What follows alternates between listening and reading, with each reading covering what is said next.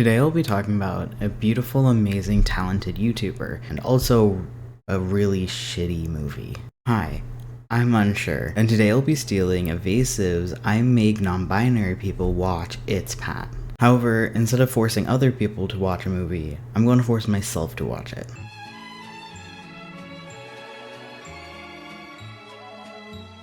Even so I don't use the term non-binary to describe myself anymore, typically I just describe myself as a trans guy, not really a full binary trans man, and not really non-binary as in completely out of the binary world. However, for today, we'll be heavily emphasizing the they and the he-they. Before I get to watching, I do want to give a little bit of a backstory. I learned about Evasive through my sister, and my sister learned about It's Pat through her. One day, my sister and I were hanging out, and she turned to me and asked if I knew about the movie.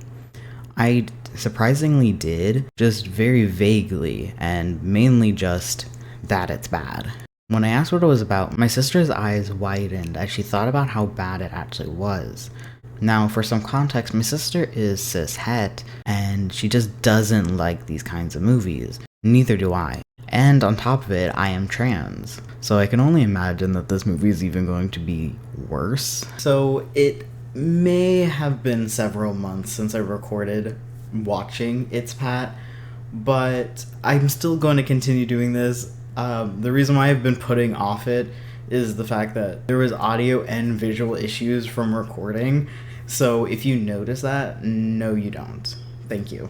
My sister told me about Evasive, a YouTuber whose earliest videos from 2017. However, her channel itself is from 2016. I also want to point out that Evasive is a pro on Letterboxd, and as a non-user, that is quite intimidating.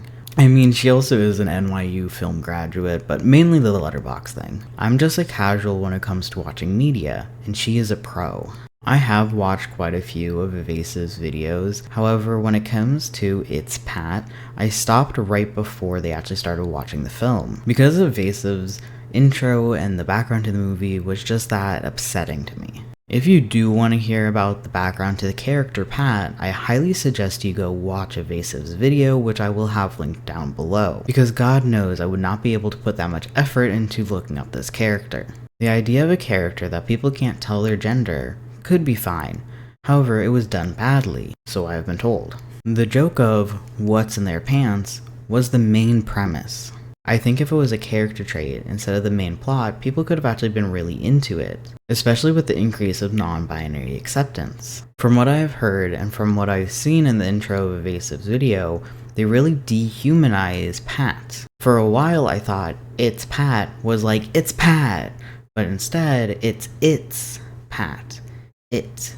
And not in a it's as a pronoun kind of deal. It's kind of like the movie is taking away Pat's humanity solely because they don't fall into a gender binary. I only know 2 scenes from the movie. One is when Pat sings Dude Looks Like a Lady because of a different Evasive video. And the second one is the very ending of the movie, which I won't say now because I would hate to spoil this movie for anyone.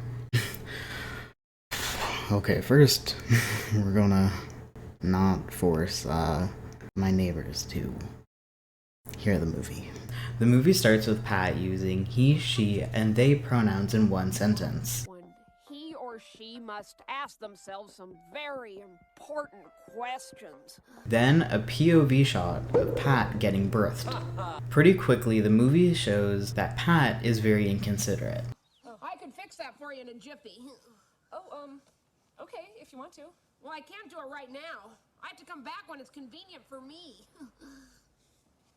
I didn't realize Pat was going to be so rude. Like, are they saying that not following the gender binary is rude? Like, are these 2 different things, or are we, like, making them one? The scene where Pat goes into the corner store really confused me. I now think it was just to show that the clerk was uncomfortable with Pat, and in the moment I thought they were trying to tie being gender ambiguous with being sexual, which is something that the trans community constantly has to fight back against. Well, I just thought I'd stop by and pick up a few personal items. Oh, no, please, remember? No, I don't want to know about your sex life, okay? I just want to get a few toiletries. First of all, I need some protection Oh, dear God. Okay, all right. from underarm wetness. I'm never one to offend. Are they saying that being non-binary and sex? I'm very confused by...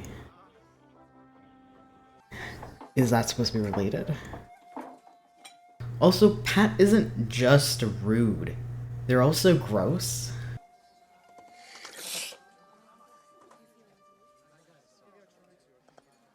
I am ashamed to admit it, but I did laugh during this movie. I know, I'm shocked too. なんか教えてくれるか。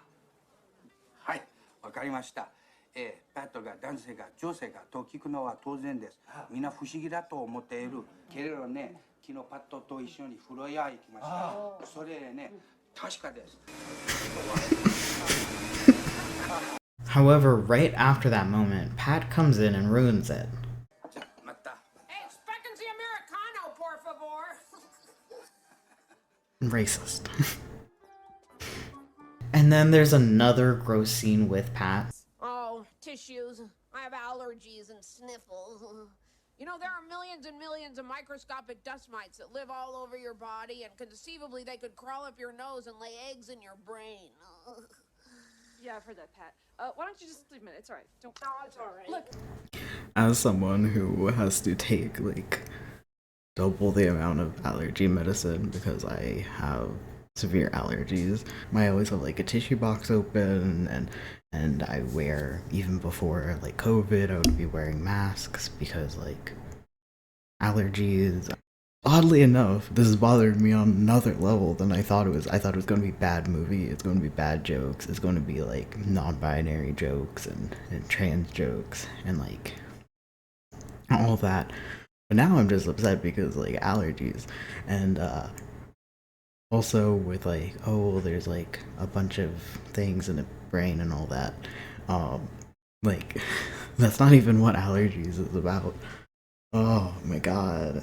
Like I'm going to hang out tomorrow. I'm going to hang out tomorrow outside, and I'm going to be wearing a mask because I'm allergic and it's becoming spring. And you know, plants. Then we're introduced to Pat's love interest, Chris. And you can see on my face the moment I too fell in love with Chris. Excuse me, Hello? Hi, I'm Chris. I'm the bartender here. Well, pleased to meet you. Gorgeous. Pleasure's all mine. You?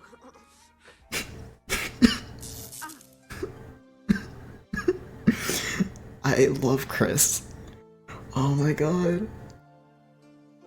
I love Chris. But because Chris was in this movie, I was worried how their character would develop. I'm gonna regret saying that. I know it in my heart. I'm gonna regret saying that. God. Pat and Chris spend the day together, and all three of us bond over liking movies and hating senseless evil. Do you like movies? Yes, I do. I love movies. Yeah. Oh, do you know what I especially love? Are good movies. You're kidding. I love good movies too. Really? Oh. You know what I hate? Are bad, boring movies. Me too. We're so alike. I actually love watching bad movies. It's... Probably my favorite. Oh, you want to know another thing I hate? Senseless evil. I'm not gonna tell you because you won't believe it. Once I got it home, I realized I didn't like it. Fuck, I laughed again. Don't worry though, Pat quickly ruins any enjoyment I may be feeling. I find everything about you endlessly fascinating. Join the club. Oh god, I hate Pat. Then we get introduced to Pat's new neighbors, Kyle and his wife, whose name I have forgotten. Oh, I crushed my nuts. Ooh, that's gotta hurt. Oh, shoot. There goes my afternoon snack. I know. Who are you? I'm Kyle Jacobs, and this is my beautiful wife, Stacy. Stacy. Kyle mentions that Pat's gender expression is oddly provocative. It's peculiar. Yes, peculiar, yet wondrously provocative. Hey, y'all. Okay, being gender ambiguous is not like a sex thing. I thought that was going to be a one-off line, but then Kyle said this. Maybe some nuts. I've been having this weird craving for nuts lately, okay? Okay, nuts it is. Oh, by the way, I was just down in the laundry room and I saw our weird new neighbor, Pat. What's Pat's laundry like? Well, I don't know what Pat's laundry is like. Okay. So, like, more serious, and I know it's just a joke. I didn't know there was, like, this weird, I'm going to say it, fetishist in this movie. I did not know this. I knew there was a relationship with Chris and Pat. As someone that had a friend that was clearly only into me because I was a trans person, and they were clearly into me. There could be like, oh wow, I find these two people attractive, and even be like, oh, I like them. Like, Chris with the shirt, very fun. I think that's great. Great stuff. And liking someone's aesthetic, or even an androgynous look, and liking that is fine. But this guy is clearly fetishizing these people, especially Pat, I guess, is not okay, and it's not cool. And again, as someone who had to go through that myself, it's very gross, and don't do that. Like, I don't know what else to say besides don't do that. Luckily, that's where Kyle stops. I'm joking. He starts watching Pat through the window. Oh, dude, no.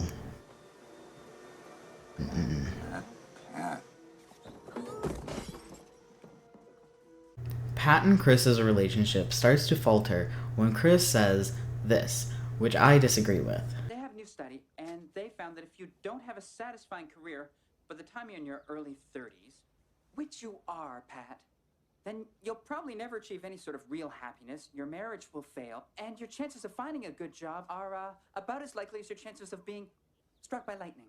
If you can't commit to a job, then how can I possibly expect you to commit to, say, a marriage? I mean, Pat is committed. It's just that they do it badly. Oh, do you want to go for a hike? No. I know, let's go to the burger bag and get some fries. Ah, fat. Get it? Food. No, okay, I don't know. I'm not positive. Fat plays a role sometimes in this, and not just for like padding, but like to like, oh, no boobs, but like actually to be like fat, so fat you can't tell. Am I right? And it's like, dude, that's fat phobic. Like, because I know that there's certain like fat women that are like, oh, I need to be extra feminine, wear makeup, wear like certain hair, wear certain clothes, make sure you wear dresses. I don't want my fatness to make me not feminine enough. And it's bullshit, because that's not how this works, Kyle has moved on from just watching Pat through the window and has taken candid shots of them, and even goes so far as to try to record Pat peeing just to figure out their sex. Oh, Pat God. reads People magazine, watches America's Most Wanted. What a strange combination of attraction and repulsion that I feel for my neighbor Pat. I don't even know if Pat is a man or a woman. Such a sphinx-like riddle. Oh my God, this is it. Oh, God. 1107. Urination. You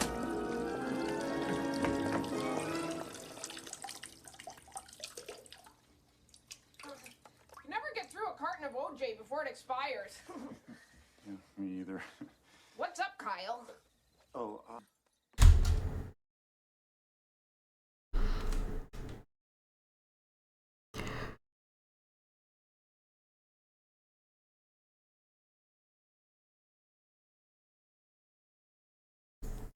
So Kyle thought that Pat was peeing, dick in hand, and you rush over with a camera, and I'm assuming that's why Pat had to be so without boundaries. Because if Pat had boundaries, then this would be like worse. Here's the thing. Pat didn't have boundaries, and that's bad. Does not mean you get to do this. It's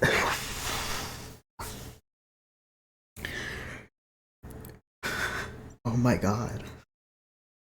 Kyle's actor fully committed to this, and I applaud him. However, I will say Kyle, the character himself, made me very uncomfortable. At around this time in the movie, I started to fear that because Pat and I had quite a bit of overlap, this is how people viewed me. Which I did bring up to my friend, which they said, don't worry, you're cooler than Pat. So at least I have that. It's like, I am a more realistic version of Pat. I mean, I'm real, but I meant like, I got allergies. I have more small jobs than one long job. I have gotten fired before. I'm not quite, early 30s, but like, I don't have a committed relationship. I don't have this, and that's okay. Like, I just don't want that. And I also might not follow boundaries correctly. And I also have someone that was very fetishy to me. I am Pat, and it's like, oh, this is what you see? Oh god, okay. That's fine. Now at Pat and Chris's engagement party, which Kyle very nicely offered to record. I could videotape your honeymoon. I mean, your engagement party. The couple was gifted towels embroidered with him and hers, which is when I realized that the movie's writers never thought about the possibility of Pat and Chris being a same-sex couple. Oh, now Chris will leave my towels alone. Okay, so this is a straight relationship. What if they were both guys? The party continues. Pat sings karaoke and gets drunk, and Kyle, Kyle of course is recording their every move. Oh, he's jacking it. He's jacking it to that film. He's jacking it to that film. Now back home, Kyle's wife confronts Kyle about his behavior. However, she does what I have feared, but fully expected, and calls Pat an it. Yeah, well, then why are you so obsessed with him? Her. It. Obsessed. Yes. I think it's ruining our life together. You can't. It.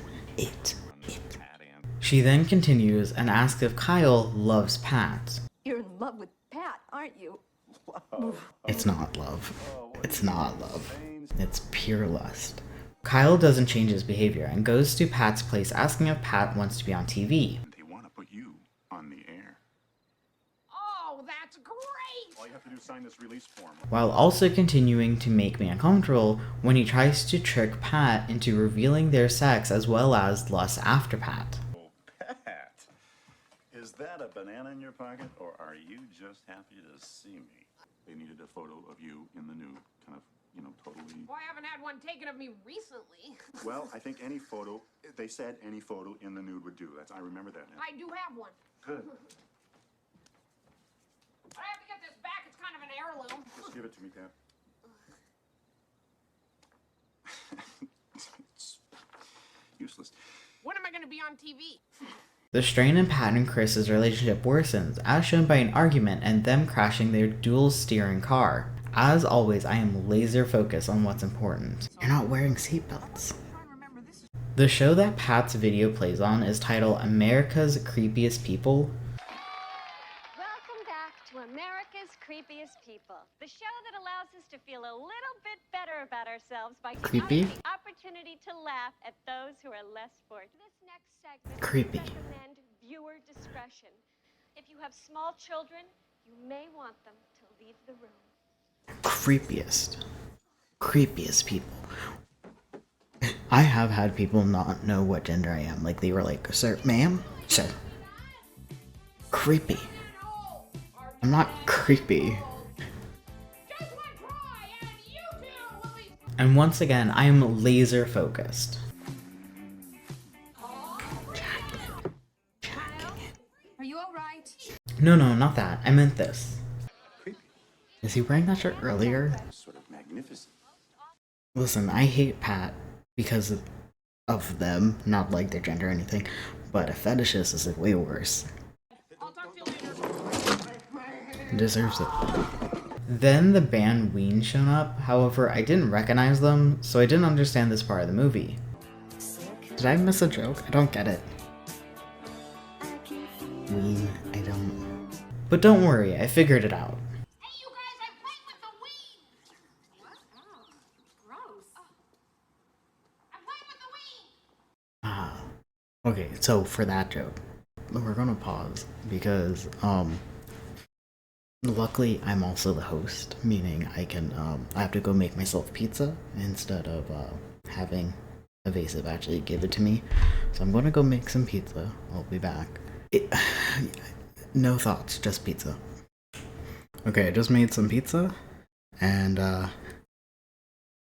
let's continue. Pat and Chris break up because Pat is a terrible person. If you're not being supportive enough, I need something for me right now! You and I are clearly, fundamentally incompatible, and I think we should call it quits, Pat. Pat is just such a bad person. And Kyle steals Pat's electronic diary, hoping it will say what sex they are. When Pat realizes their diary is gone, they rush over to Kyle's to tell him. However, we see Kyle has leveled up his creep factor and has started dressing as Pat.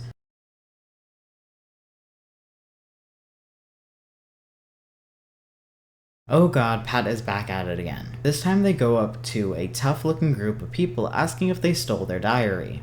Am I a crip or am I a blood? The main man of the group calls Pat androgynous, which, to be completely honest, I was worried they were going to have this man say some sort of slur here. There's a word for what you are. What is the word I'm looking for? Androgynous. As always, I'm very focused on the topic at hand. Pat's always cheerful and androgynous with everybody. Cheerful? He then blatantly asks Pat if they are a man or a woman. Pat panics and runs away, at which point the main man dehumanizes Pat due to their ambiguous gender. What the hell was that? Like, a human. Like, no one does that. This all leads us to an interesting moment into the character of Pat. Apparently they don't like being androgynous and rushes off to get a makeover. I need to look more like my own gender. You know what I'm saying, Gunter. Obviously the movie couldn't actually reveal Pat's gender, so they leave looking exactly how they did before the makeover. Pat rushes over to Kathy, asking if she can get them a job. Kathy, this isn't about you right now. This is about me. Like, Pat is a fundamentally terrible person. Like, I don't understand. Pat continues to prove that they are terrible as they start answering the radio's phone. This gets the attention of Kathy's boss, who decides to keep Pat on air instead of Kathy. Fun fact, I actually... Sometimes I have suicidal thoughts. I feel like I want to jump off a building or slit my wrists or put a bullet in my head. Whoa. Whoa. Have you considered drowning? I mean, they say it's like God giving you a big Oh, wet God. bud. Forever. Stop calling here. Oh my god. Okay, so Pat really is a terrible person. Like, who says that? Like, even if it's not your phone, like, oh my god. I was going to just say that, fun fact, when I was little, one of my first, this is somewhat close to what I personally would love to do, was in Full House, Uncle Jesse and Joey, they have a radio show called The Rush Hour Renegades, and they have a radio show, and that was the first time I was like, oh, I would love to do something like that. I know Pat's like, I just want so many people watching me. I don't want that. Like, people were like, oh, you need this many views per video to make a living, and I'm just like, do I want that many views? No, that kind of sounds like it would scare me a lot. Anyways, that whole thought was derailed with that call. Oh my god. Oh my god. At this point, Pat completely takes over Kathy's radio show. Now for the Southland's hottest talk radio, here's Pat. Here's Pat. But it's called It's Pat. At least if you named the movie, or the radio show, It's Pat to match the movie, then it can be like, oh, it's Pat. Like I said, like, it's Pat.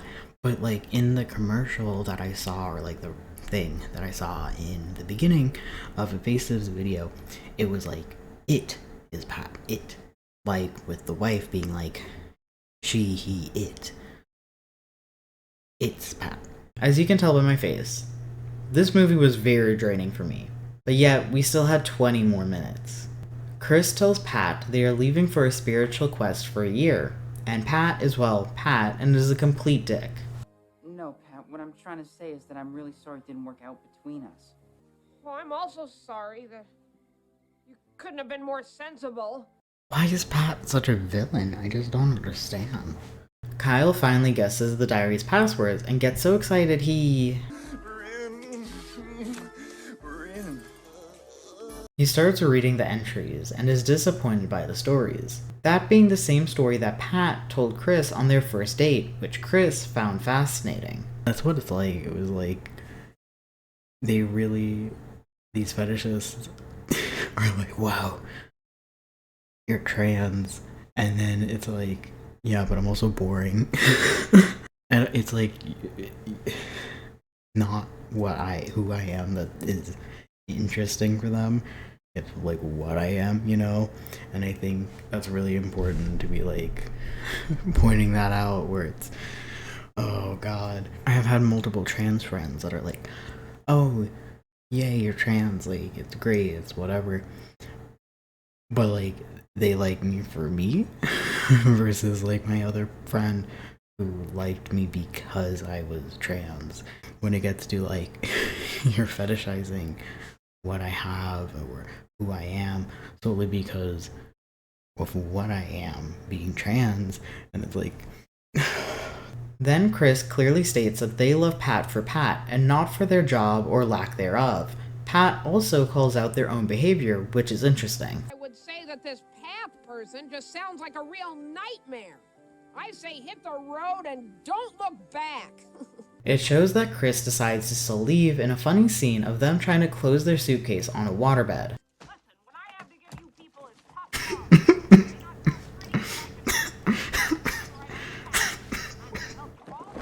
Fuck, I laughed at this movie again. Nothing in Pat's diary mentions their sex. Kyle snaps and tells them to meet up with him. Kyle is now completely dressed as Pat and demands that they take off their clothes. Take off your clothes. What? You're nothing but a pervert. By uncovering the secret of you, I uncover the secret of myself.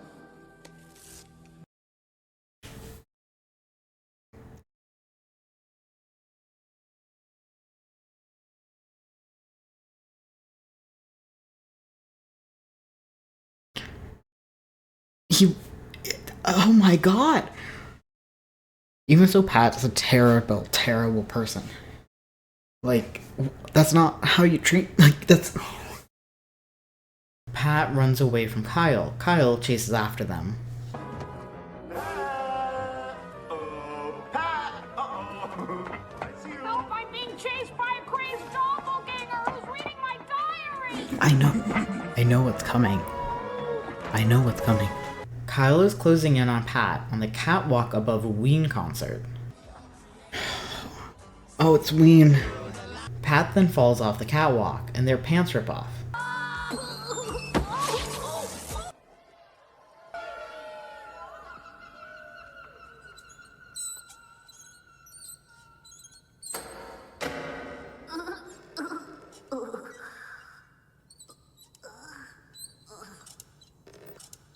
Everyone in the concert can see Pat's genitalia, however Kyle and us, the audience, never get to know. Tell me, if that naked person is a man or woman. In an oddly sweet moment, a member of Ween mends Pat's clothes for them. Just 1 minute, Pat. We'll have this all stitched up. That's nice. Chris is shown getting onto a boat for their spiritual quest.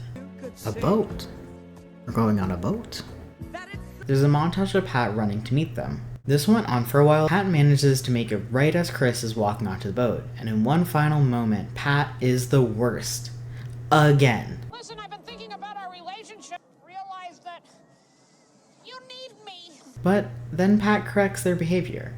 I'm really sorry. Okay. Character development. The movie ends with Chris and Pat getting married, and everyone lives happily ever after. The credits roll, and it's over, right? because I'm slam tired. Nope. Kyle gets called a transvestite over the credits. My guest today is Kyle, who's gone through some love changes recently. Now, Kyle, you are a transvestite, is that correct?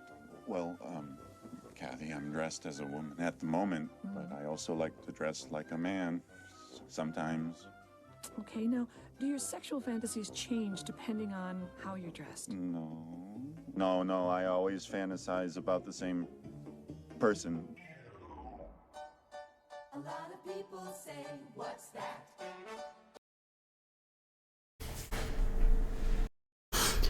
Okay. Paused in the middle of the credits. Okay.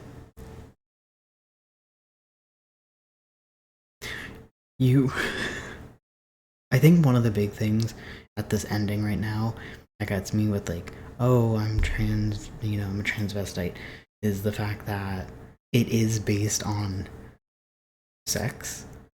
Like, it is because he is into Pat and like Pat's androgyny, and I think you can, again, like I said, you can look at someone and be like, wow, I really like that they're androgynous, or I really like their aesthetic, or I really like how they look, or even like I do like being in a place where I, if you're like, oh, I like when people don't know my gender, or, they're like, are you a girl, boy, However, the idea of marking it to being a sexual thing is something that for so many years the trans community has tried to be like, no, this is not about sex, this is not a thing like that, it's not a kink, it's not a fetish, it is just who I am.